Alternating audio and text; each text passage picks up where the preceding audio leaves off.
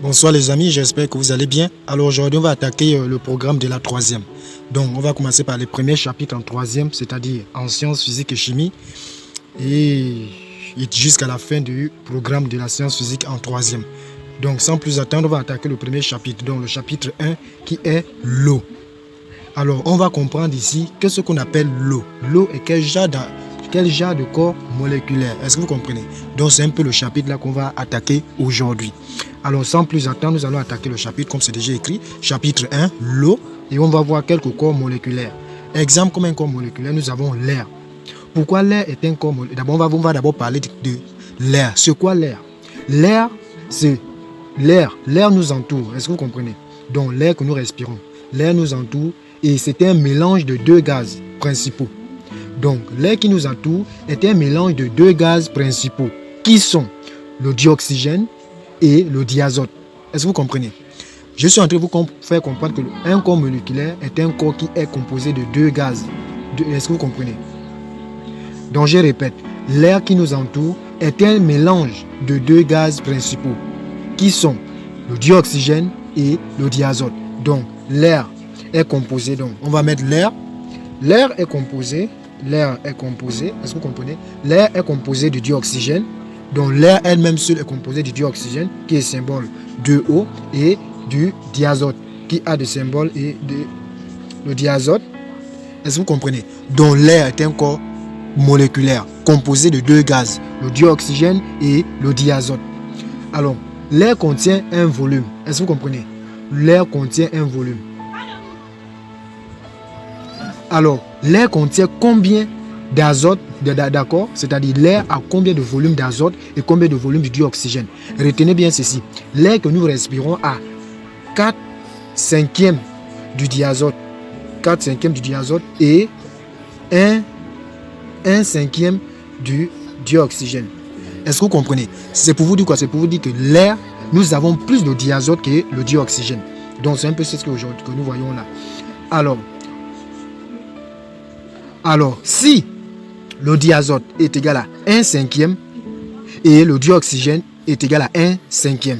Alors, comment on peut en déduire? On peut en déduire ceci que le volume du dioxygène, est-ce que vous comprenez? Le volume du dioxygène est égal à 1/5 du volume de l'air.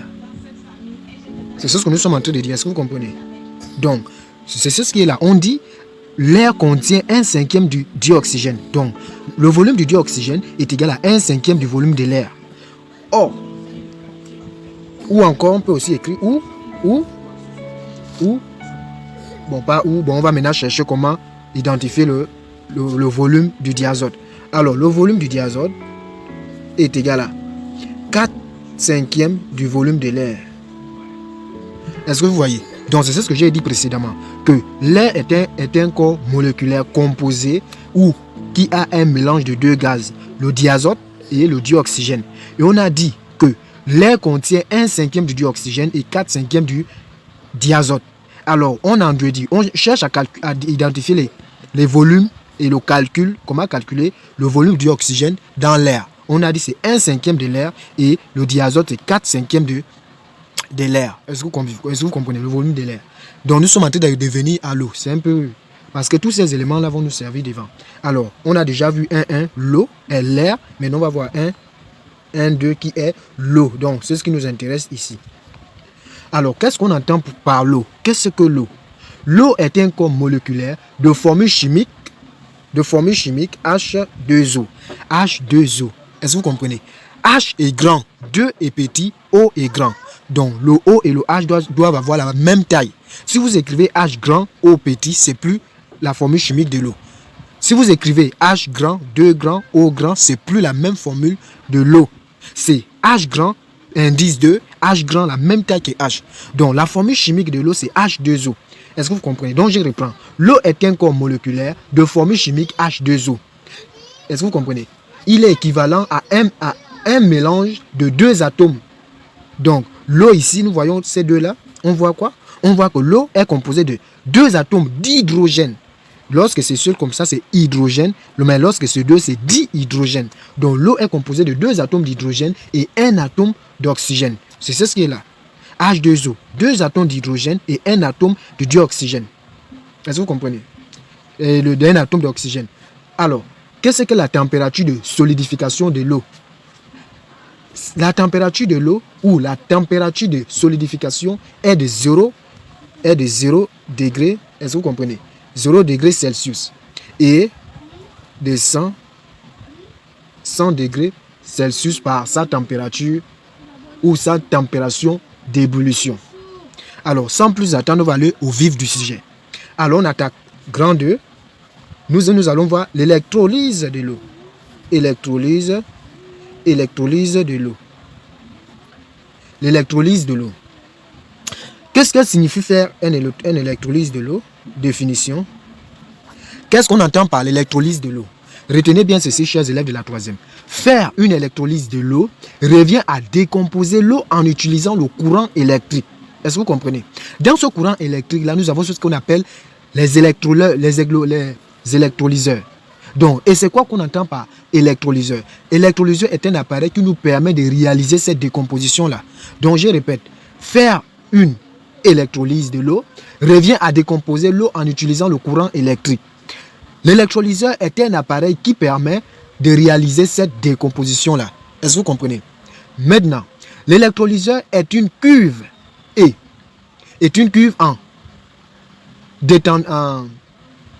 c'est une cuve intérieure, d'accord, de laquelle se trouvent 2 tiges verticales appelées électrodes reliées à des bornes qui permettent de brancher l'électrolyseur dans le circuit électrique. Donc, qu'est-ce que je suis en train de vous faire comprendre? Je vous dis ceci. Pour réaliser l'électrolyse de l'eau, retenez ceci, l'électrolyse de l'eau, c'est de décomposer l'eau. Est-ce que vous comprenez? Parce qu'on a dit pour avoir l'eau, c'est le mélange de dihydrogène et l'oxygène. Si on décompose, on aura dihydrogène plus l'oxygène. Donc, c'est ça l'électrolyse de l'eau. Donc, c'est ce que je suis en train de donner en définition. Donc, je répète, faire une électrolyse de l'eau revient à décomposer l'eau en utilisant le courant électrique. Or, l'électrolyse de l'eau est un appareil qui permet de réaliser cette décomposition. L'électrolyse de l'eau est une cuve à l'intérieur de laquelle se trouvent 2 tiges verticales appelées électrodes reliées à des bornes qui permettent de brancher l'électrolyseur dans le circuit électrique. C'est pourquoi, c'est pour vous dire que c'est un appareil. Cet appareil-là a 2 électrodes. Ces 2 électrodes-là qui prennent l'électricité dans le générateur du courant continu. Donc, le générateur du courant continu ici peut être une pile ou une batterie ou encore le compteur. Est-ce que vous voyez? Donc, on va maintenant... Qu'est-ce qu'on entend par l'électrode? On a vu l'électrolyseur. On a dit l'électrolyseur, c'est l'appareil qui nous permet de décomposer l'eau. Mais qu'est-ce qu'on entend par les électrodes? C'est quoi ces 2 électrodes qui nous permettent de faire passer les électrons? Alors, l'électrode par laquelle le courant arrive dans le cuve contenant de l'eau est appelée l'anode. Je répète, l'électrode par laquelle le courant arrive dans la cuve contenant de l'eau est appelée l'anode. Alors, on a dit que l'électrolyseur a 2 bornes. Est-ce que vous comprenez? A 2 électrodes. Un électrode est lié au côté positif de la pile et au côté négatif de la pile. Alors, le côté positif de la pile, c'est-à-dire quoi? Ça veut dire, c'est d'où sort le courant, d'où arrive le courant, parce que le courant sort de la borne positive. Or, on nous dit que c'est ce qui sort de la borne positive là, on appelle cette électrode-là l'anode. Est-ce que vous comprenez? Maintenant, l'autre électrode est appelée la cathode. Donc, l'électrode qui est lié à la borne positive est appelée l'anode et celui qui est relié à la borne négative est appelé la cathode. Alors, on va passer à l'expérience. Donc, 2-2. Donc, à 2-2. 2-2. Donc, expérience. On va expérimenter. Expérience. Alors, on va essayer de faire un schéma. Est-ce que vous comprenez? Pour comprendre ce qui se passe là présentement.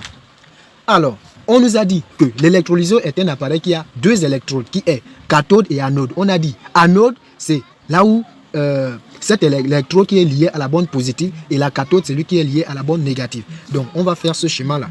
Regardez bien le schéma de l'électrolyse de l'eau. Si on vous demande sur BPC, vous faites la même chose. Alors, j'ai relis.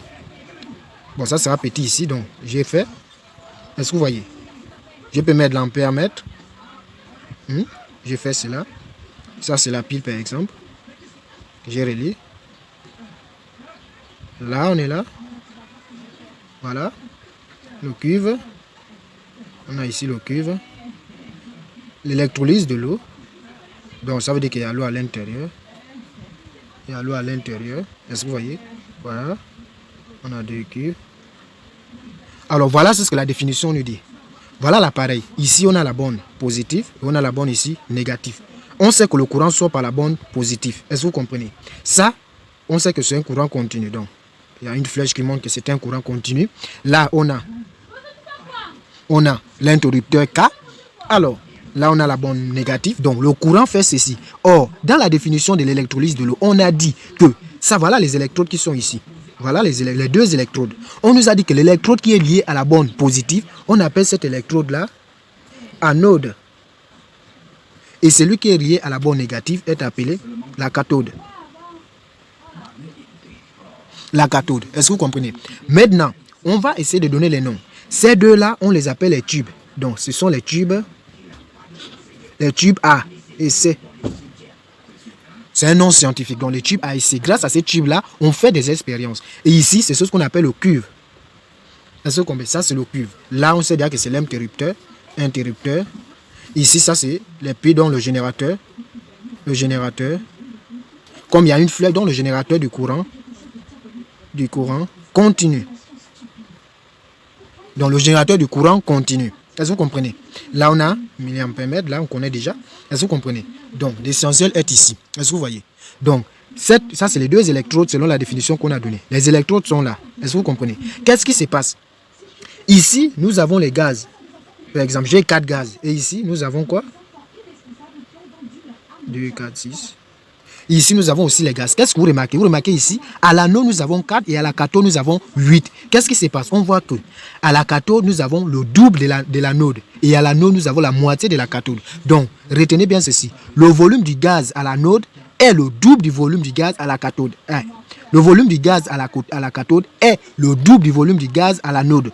Le volume du gaz de l'anode est la moitié du volume du gaz de la cathode. Est-ce que vous comprenez? Donc, c'est pourquoi j'ai mis les boules là. Ici, là, j'ai 4, ici, là, j'ai 8. Ça, c'est le double de ça et ça, c'est la moitié de ça. Donc, ce n'est pas ici cadeau. Alors, on a déjà fait l'expérience. Alors, on a 2 électrodes anode et cathode. Nous avons 2 tubes à essai coiffant chacun un électrode. Donc, ils coiffent, donc c'est-à-dire ils ferment chacun des électrodes. Nous avons un générateur de courant continu qui est ici. Nous avons un milliampère-mètre qui est là. Est-ce que vous comprenez? Et nous avons l'interrupteur K. Nous avons annoté le schéma. Le cuivre, la cathode, l'interrupteur, le courant générateur, courant continu et tout et tout.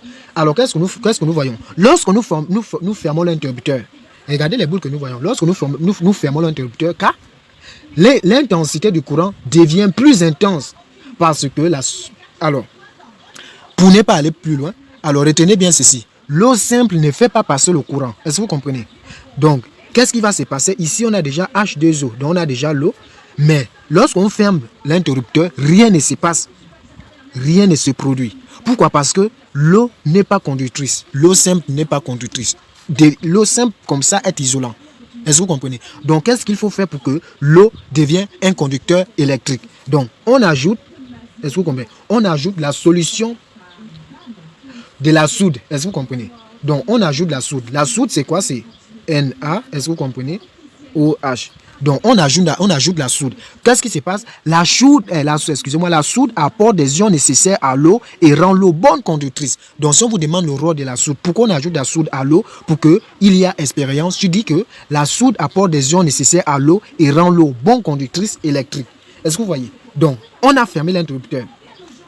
On ferme l'interrupteur. Alors, qu'est-ce qui se passe? L'intensité du courant devient plus intense. Pourquoi? Parce qu'on a ajouté la solution de soude. Est-ce que vous comprenez? Alors, devient plus intense parce que la solution de la soude conduit mieux le courant électrique. De nombreuses bulles de gaz se forment au niveau des électrodes. Donc voilà ceci là. Elles sont plus abondantes à la cathode. Voilà, la cathode, ils sont plus beaucoup. Ils sont vraiment très beaucoup, très beaucoup. Qu'à l'anode, voilà, ici c'est la moitié. C'est la preuve que le passage du courant électrique est devenu plus intense dans la solution l'eau plus la soude a provoqué des transformations au niveau des électrodes. Alors, maintenant, on a parlé ici là des gaz. Comment on appelle ces gaz-là? Donc, on va aller au petit c. Alors, les différents gaz, on a dit ici, l'eau, nous avons, voilà la formule de l'eau. l'eau, nous avons le dihydrogène et l'oxygène. Donc, si on dit, on a donné la définition que l'électrolyse de l'eau, c'est la décomposition de l'eau. Donc, ça veut dire quoi? Ça veut dire qu'ici, quelqu'un ici représente l'oxygène, quelqu'un ici représente le dihydrogène. Est-ce que vous voyez? Donc, c'est ce qu'on va voir ici. Identification des gaz. Identification des gaz. Alors, on est déjà à l'anode. Donc, petit a, anode. On va voir ce qui va se passer. Alors, à l'anode, en approchant une tige d'allumette présentant un point incandescent au tube qui a couvert l'anode, l'incandescence se ravive. Alors, je vous explique. Je prends la tige d'allumette qui est près de s'éteindre. Donc, je l'ai allumée, la fumée sort. Alors, lorsque j'approche ça au tube de l'anode, est-ce que vous voyez de l'anode? Je vois que la tige d'allumette se rallume. Donc, lorsqu'on dit se ravive, ça veut dire se rallume. C'est un mot scientifique. Donc, la tige d'allumette se rallume. Alors, qu'est-ce qui nous prouve? On sait que un gaz qui allume un point incandescence, c'est l'oxygène. Donc, on en déduit quoi? On en déduit que à l'anode, nous avons l'oxygène. Donc, ici, nous avons l'oxygène. Est-ce que vous comprenez? Donc, à l'anode, c'est l'oxygène. Oxygène. Donc, au tube de la cathode et au tube de l'anode, nous avons l'oxygène. Est-ce que vous comprenez? Alors, lorsqu'on vous demande quel est le test d'identification de l'oxygène, vous dites ceci. En approchant une tige d'allumette présentant un point incandescent au niveau du tube qui a couvert l'anode, l'incandescence se ravive. Donc, la boîte, la tige d'allumette se rallume. Est-ce que vous comprenez? Là, ça nous prouve quoi? Ça nous prouve qu'il y a l'oxygène ici. Maintenant, on va aller au petit b. Au niveau de la cathode, qu'est-ce qui se passe? Qu'est-ce qui se passe au niveau de la cathode? Au niveau de la cathode, on voit d'abord quoi? On voit que son volume est le double de celui du dioxygène. Forme à l'anode, donc qui est formé à l'anode. On écrit alors, bon, on va d'abord laisser cela. Alors, qu'est-ce qui se passe? En approchant une bûchette enflammée, à l'embouchure du tube contenant le dioxygène, donc le dihydrogène, excusez-moi, donc le dihydrogène, donc on sait déjà qu'ici, c'est le dihydrogène. Donc, comme on a donné la formule ici, O2H2. Donc, en approchant un point présentant une bûchette enflammée à l'embouchure, donc ici, du tube contenant le dioxygène, celui-ci brûle en présentant une flamme pâle et produit une légère détonation. Donc, lorsque j'approche peut-être une bûchette d'allumette, donc, ou une bûchette enflammée, il y a une explosion, dont le boom se produit. Le boom se produit. Cela me montre quoi? Cela me montre que ici, il y a la présence du dihydrogène. Donc, voilà les deux tests d'identification. Est-ce que vous comprenez? Retenez bien ceci. Alors, avant de donner la définition, j'ai dit ceci que le volume de la cathode est plus grand que le volume de l'anode. Donc, on va maintenant chercher à identifier les différents volumes de ces éléments-là. Alors, voilà, c'est ce que j'ai fait. J'ai fait ceci. Je sais que le volume du dihydrogène, d'accord, est égal à 2 fois le volume du dioxygène, n'est-ce pas? Alors, si on me demande le volume du dioxygène, donc c'est la même chose, est égal à 1,5 du volume du dihydrogène. Ou le 1,5 peut encore s'écrire comme ça, ou le volume du dihydrogène divisé par 2. Est-ce que vous voyez? Donc, voilà un peu les petites formules à retenir. Donc, il faut bien retenir les tests d'identification. Je répète, le test d'identification de dioxygène, c'est-à-dire à l'anode, en approchant une tige d'allumette présentant un point incandescent au tube qui a couvert l'anode, l'incandescence se rallume. Or, au niveau de la cathode, en approchant une bûchette enflammée, à l'embouchure du tube contenant le dioxygène, celui-ci brûle en présentant une flamme pâle, c'est-à-dire une flamme qui veut s'éteindre et produit une légère détonation, dont le boom que j'ai écrit ici. Est-ce que vous comprenez? Alors, on va aller dans les équations. Est-ce que vous comprenez? On va aller dans les équations de l'électrolyse de l'eau. Alors, les équations de l'électrolyse de l'eau. On va voir les équations de l'électrolyse de l'eau. Les équations de l'électrolyse de l'eau. Alors, on sait que le passage d'un courant électrique transforme la matière. Le corps pur, qui est l'eau, disparaît et donne 2 corps purs se forment. Donc, lorsqu'on a appuyé l'interrupteur, il y a eu une transformation. Pourquoi? Parce que il y a eu l'électricité. Alors, l'eau s'est décomposée. Donc, l'eau a disparu. Il n'y avait plus l'eau. Mais il y a eu l'apparition de 2 corps purs. Qui est quoi? Qui est les 2 gaz qu'on a trouvés. Donc, le dihydrogène et le dioxygène. Alors, on appelle ça une réaction chimique. Donc, c'est une réaction chimique qui s'est produite. Elle se résume selon l'équation appelée l'équation bilan équilibré de l'électrolyse de l'eau. Alors, comme il y a eu une transformation, et là, cette transformation-là a produit 2 gaz. Est-ce que vous comprenez? Vous êtes d'accord avec moi? A produit 2 gaz. Alors, ça maintenant, il y a une équation à donner. Il y a une transformation. Il y a une forme initiale et une forme finale. Il y a la partie des réactifs et la partie des produits. Il y a les choses qui se sont produites, n'est-ce pas? Alors, c'est ce qu'on va voir aujourd'hui. Allez, retenez bien ceci. Dans l'électrolyse de l'eau, nous avons la synthèse et l'électrolyse de l'eau. Là, nous sommes encore dans l'électrolyse de l'eau. Ne confondez pas. Alors, c'est quoi l'équation de l'électrolyse de l'eau? Je répète, l'équation de l'électrolyse de l'eau. L'équation de l'électrolyse de l'eau. L'équation de l'électrolyse de l'eau. Alors, il a produit 2 gaz. Qu'est-ce qui s'est passé dans le schéma? Dans le schéma qui est ici, est-ce que vous voyez? Rappelez-vous. Dans le schéma qui est ici, est-ce que vous voyez? On a donné le schéma. On a donné le cuivre. Dans ce cuivre-là, on avait l'eau. Et cette eau-là, on a ajouté la soude. C'est ce qui a permis que le courant passe. Est-ce qu'on est d'accord? Alors, après cela, l'eau que nous avons ici, ça s'est décomposé en gaz. Est-ce que vous comprenez? Nous avons ici le gaz d'oxygène et le gaz de dihydrogène. Alors, comme l'eau a disparu et ça a donné deux gaz purs, est-ce que vous comprenez? Donc, l'eau s'est décomposée en ces 2 gaz-là. Donc, c'est cette équation-là qu'on donne. Alors, on donne ici, la forme initiale de l'eau, c'était H2O, comme on a donné. Regardez bien comment j'ai écrit. H grand, petit 2, O grand. Alors, lorsqu'on a mis l'eau dans le tube, alors, après cette expérience-là, il s'est produit 2 corps purs. On avait le dihydrogène plus le dioxygène. Est-ce que vous comprenez? Voilà les 2 gaz qui sont sortis. Est-ce que vous comprenez? Maintenant, ici, nous avons 2. Bon, on va essayer d'équilibrer. Vous allez ajouter ici, là, 2. Et vous allez ajouter ici, là, 2. Ça fait ici, là. Bon. Ça fait ici, là. 4. Est-ce que vous comprenez? 2. Donc, ici, là, c'était seul. J'ai seulement ajouté le 2 pour aller plus vite. Est-ce que vous comprenez? Alors, maintenant, on va voir la synthèse de l'eau. Donc, la dernière partie du chapitre. Est-ce que vous comprenez? La dernière partie du chapitre. Alors, la synthèse de l'eau, qui est peut-être le 3e point. On va s'arrêter là. La synthèse de l'eau. La synthèse de l'eau. La synthèse de l'eau. Qu'est-ce qu'on entend la synthèse de l'eau? L'électrolyse de l'eau, on a dit, retenez bien ceci, on a dit l'électrolyse de l'eau, c'est la décomposition de l'eau. L'eau se décompose en 2 gaz purs, qui est le dihydrogène et le dioxygène. Maintenant, la synthèse de l'eau, qu'est-ce que c'est? La synthèse de l'eau, ou la formation de l'eau, est réalisée lors de la combustion du dioxygène dans le dioxygène. Et dans la combustion du dihydrogène dans le dioxygène. Donc je reprends, excusez-moi. La synthèse de l'eau ou la formation de l'eau est réalisée lors de la combustion du dihydrogène dans le dioxygène. Cette réaction est explosive si l'on fait réagir un volume de dioxygène et 2 volumes de dihydrogène. L'équation bilan de la synthèse de l'eau s'écrit donc comme suite. Donc, qu'est-ce qui se passe? Je résume un peu ces termes scientifiques. On a dit l'électrolyse de l'eau, c'est la décomposition de l'eau. Donc, l'eau se décompose en dihydrogène et en oxygène. Or, la synthèse de l'eau, c'est quoi? C'est dihydrogène plus l'oxygène forment l'eau. Donc, les 2 corps plus forment l'eau. Or, dans l'électrolyse de l'eau, c'est l'eau qui forme les 2 corps. Dans la synthèse de l'eau, les 2 corps forment l'eau. Est-ce que vous comprenez? Donc, c'est un peu le contraire. Ici, on a ici l'électrolyse de l'eau. On voit que c'est le corps. Donc, l'eau est un corps moléculaire, comme on a dit. L'eau a formé 2 corps.